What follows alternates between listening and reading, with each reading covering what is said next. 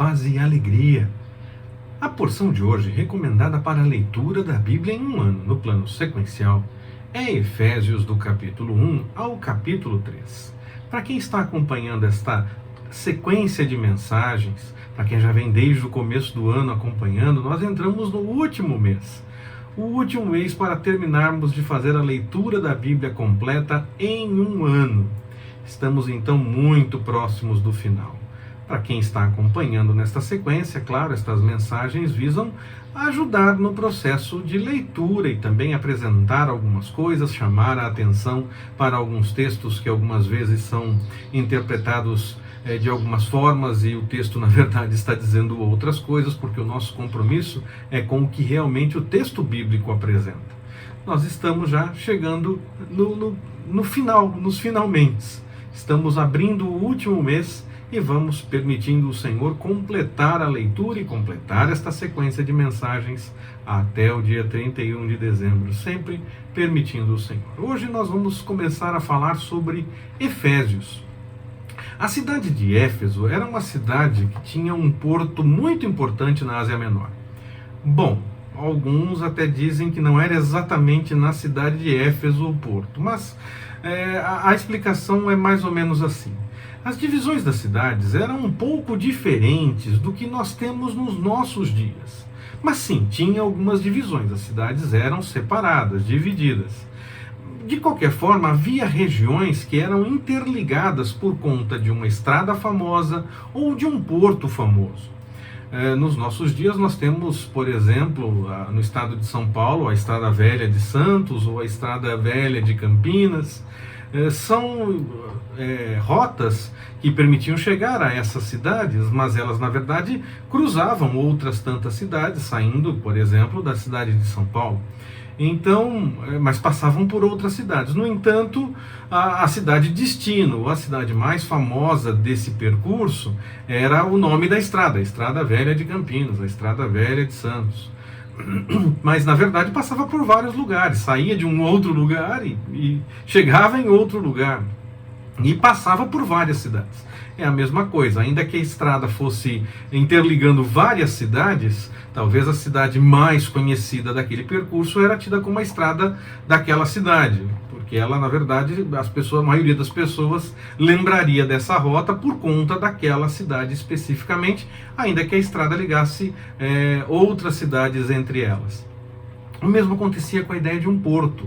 Ele às vezes era numa cidade específica, não exatamente na cidade em que ele era reconhecido, mas ele era reconhecido também como porto dessa outra cidade, porque ele atendia a essa outra cidade e ela era importante naquela rota comercial, ela era mais reconhecida por algum motivo, por alguma situação.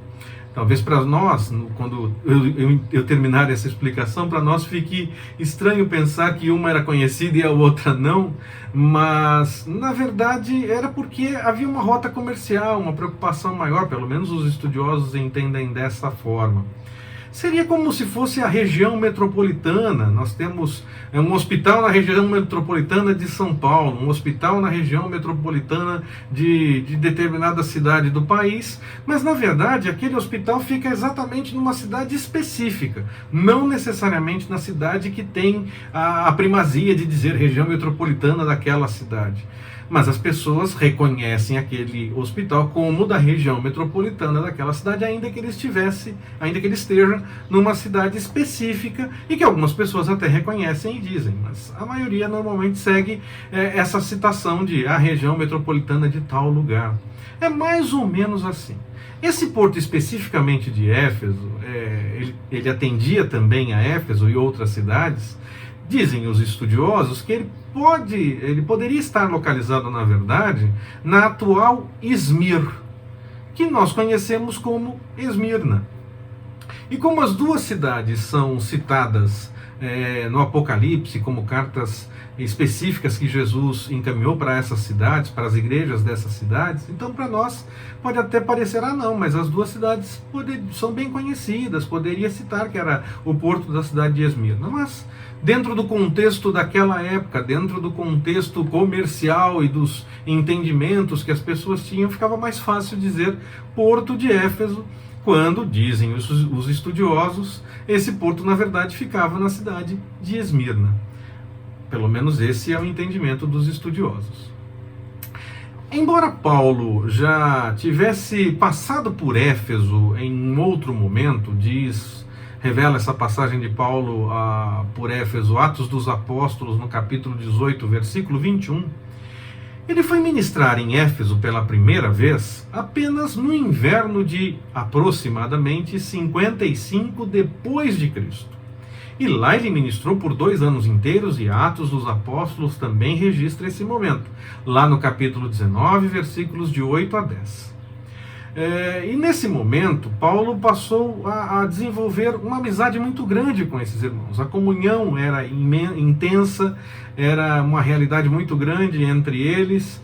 E, inclusive, nós vemos na passagem de Atos dos Apóstolos, capítulo 20, dos versículos de 17 a 38, talvez uma das passagens mais emocionantes de despedidas na Bíblia, quando Paulo se despede dos de Éfeso e está indo para Jerusalém, sabendo que será preso. E alguns ainda tentavam tirar da cabeça dele a ideia de ir para Jerusalém, mas ele entendia que era o chamado do Senhor, mesmo que o desfecho fosse a sua prisão, porque o Senhor tinha um plano mesmo a partir dessa realidade. E essa despedida com os de Éfeso é uma das mais emocionantes registradas na Bíblia. Está lá, como eu falei, em Atos dos Apóstolos, capítulo 20, versículos de 17 a 38. Nós já fizemos essa leitura, mas se você quiser conferir, vale a pena dar mais uma lida. Enquanto ele estava preso em Roma, os estudiosos entendem que Paulo escreveu possivelmente a carta aos Efésios, aos Filipenses, aos Colossenses e a carta que ele escreve a Filemon. Pelo menos essas cartas ele teria escrito enquanto estava preso em Roma, quer numa prisão diferenciada, com certa liberdade, quer numa prisão mais severa, realmente tendo guardas e quem sabe até acorrentado ou alguma coisa do tipo. Não se define exatamente em que momento Paulo teria escrito de suas prisões em Roma essas cartas, mas acredita-se que essas cartas foram escritas enquanto Paulo estava preso em Roma, quer naquele momento em que ele está com mais tranquilidade quando termina Atos dos Apóstolos, quer no momento posterior, quando a coisa ficou mais severa em relação à prisão de Paulo em Roma.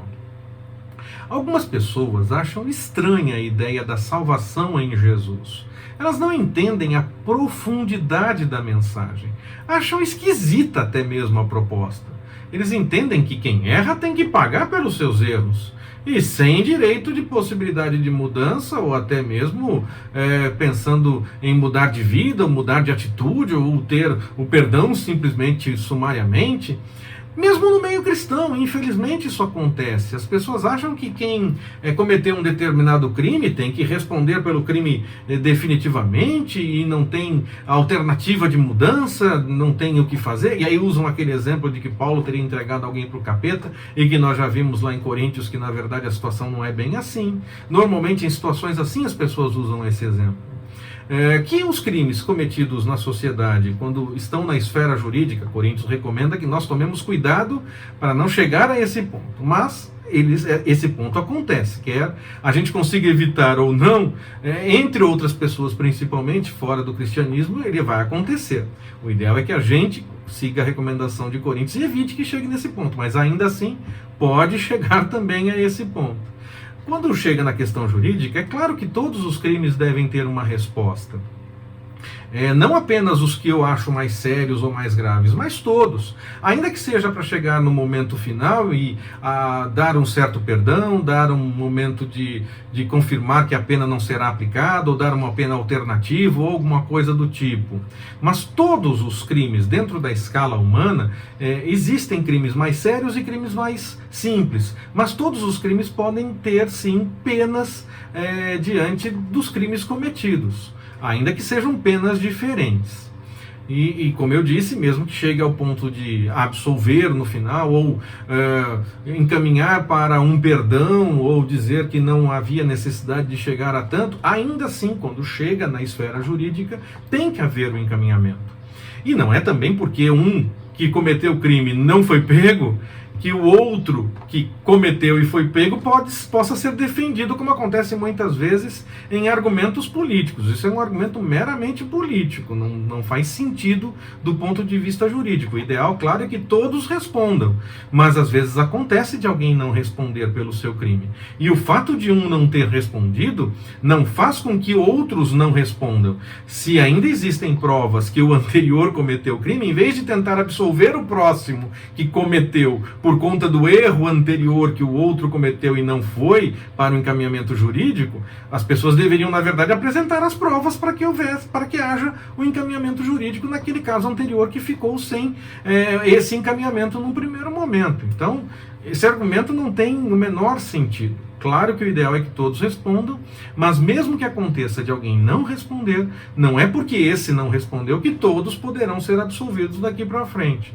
Na verdade, mesmo que alguém não seja encaminhado dentro do processo jurídico, o outro que cometa o crime vai ter que responder se ele for pego. Não são todos que passam do limite da velocidade que o radar pega. Às vezes ele está desligado, às vezes ele está quebrado, às vezes nem tem o radar e a pessoa passou do limite de velocidade. Então, não é porque um não foi pego que os outros não serão pegos. E não é porque um foi pego que há uma tendência a querer pegar. Na verdade, a pessoa deveria obedecer à lei de trânsito. E quando ela cometer o erro, assumir o seu erro e fim de papo. É a mesma coisa do ponto de vista de crimes cometidos que vão para a justiça. Às vezes alguns acabam escapando, acabam nem respondendo, outros escapam por detalhes jurídicos, mas tem até a culpa, mas não conseguem encaminhar porque houve algum erro no processo em si. Isso acontece, mas não é porque um teve a inocência, ou nem foi pego, ou o processo foi parado porque tinha algum erro, não é porque aconteceu com um que vai acontecer com todos. Agora, do ponto de vista espiritual, erro é erro, crime é crime, pecado é pecado. Não existe maior ou menor. Há um único pecado que se diz que é imperdoável, que seria a blasfêmia contra o Espírito Santo, que Jesus relata no Evangelho. No mais, errinho ou errão, pecadinho ou pecadão, diante do Senhor carece perdão da mesma forma, carece da graça da mesma forma. E aí então as pessoas começam a achar estranho tudo isso, porque como é que pode alguém cometer um crime gigantesco do ponto de vista social e alguém que só pegou um lápis que não era dele? Os dois têm erros e pecados iguais diante de... É erro e é pecado. Pecado é pecado. Desobedecer à vontade do Senhor, fazer o que é errado, é pecado. Do ponto de vista espiritual é assim. E do ponto de vista espiritual, se a pessoa se arrepende, o Senhor tem o processo de perdão encaminhado. Em Jesus nós temos isso. Se a pessoa aceitar a mensagem do Evangelho e se arrepender, e então quiser mudar de vida, confessar o seu pecado, ela é perdoada. Por mais sério que seja o pecado ou por mais simples. Da mesma forma acontece o perdão. Isso acontece sim. Ainda que a pessoa às vezes tenha que responder juridicamente por um erro cometido, se ela se acertou com Deus espiritualmente, ela está em ordem, ainda que ela tenha encaminhamentos jurídicos para ajustar diante da sociedade. Alguns até duvidam da possibilidade do ser humano mudar, mesmo com exemplos bem presentes na sociedade, tanto ligados à fé, talvez a grande maioria ligados à fé, mas até mesmo exemplos de mudança sem ligação com a fé. Algumas pessoas mudam de fato. E aí, mesmo tendo esse exemplo de que pessoas mudam, principalmente quando são impactadas com a questão da fé, e ainda assim as pessoas duvidam que exista essa possibilidade de mudança, muitos ainda questionam a possibilidade de mudança real. Isso mostra o quanto é complicado para as pessoas entenderem a ideia do amor de Jesus e a salvação que nós temos por graça, com fé. Se algo que é visto, algo com quem nós convivemos e notamos a mudança, ainda assim as pessoas acreditam que isso é muito difícil de acontecer, imagine entender o amor de Deus, entender o amor de Jesus, conseguir captar toda essa mensagem, que é algo que é por graça, que é algo por fé, não é algo simplesmente visível, o que nós podemos apalpar e notar, é algo que nós aceitamos por fé. O amor de Cristo, ele está acima da capacidade do entendimento humano. Não é algo para ser estudado. Bom, Nós apenas aceitamos e conhecemos, não é algo para ser entendido, é nesse sentido. Nós não devemos ficar buscando todo o entendimento, tentando compreender todas essas coisas a respeito do amor de Deus, do amor de Jesus. Ainda que nós possamos sim mostrar e pensar em muitos argumentos, mostrar muitos argumentos e pensar em muitos outros tantos, o amor do Senhor não tem como ser entendido de forma completa. Ele, na prática, na realidade, ele é aceito. Nós temos conhecimento desse amor, o Senhor diz que nos ama e nós aceitamos esse amor. Ainda que a gente consiga explicar das mais variadas formas, ainda cai na questão da fé, cai no ponto final de ser aceito por fé e não entendido com capacidade humana de entendimento. Dessa forma, a Bíblia e as situações de apoio e cuidado que se apresentam tanto na nossa vida, como na vida de outras pessoas, e nós temos conhecimento através do testemunho, quer lendo na Bíblia, quer ouvindo das outras pessoas, ou vivendo as nossas próprias experiências, todas essas situações nos mostram a realidade desse amor.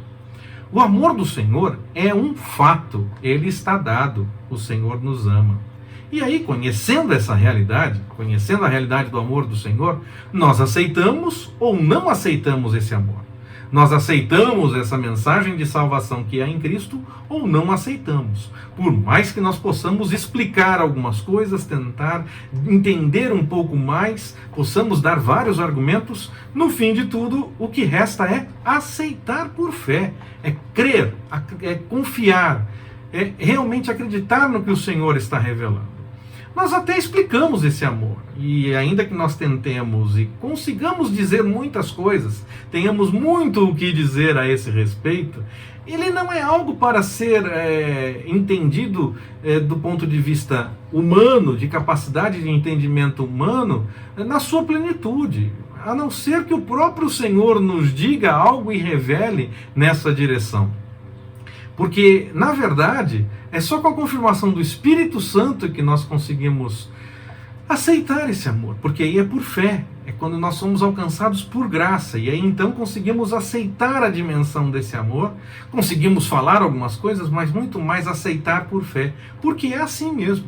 Esse amor do Senhor, ele é aceito por fé. Ele não é para ser entendido, não é para ser explicado, e ainda que a gente faça muitas ponderações, pare para avaliar muitas coisas, e haja muito sim, que nos ajude a pensar e falar a respeito dessas coisas, e falar a respeito do amor do Senhor, ainda assim, no fim de tudo, ele é algo para ser aceito, com a direção do Espírito Santo, aceito por fé. Que o Senhor nos abençoe. Forte abraço. Até mais, permitindo o Senhor.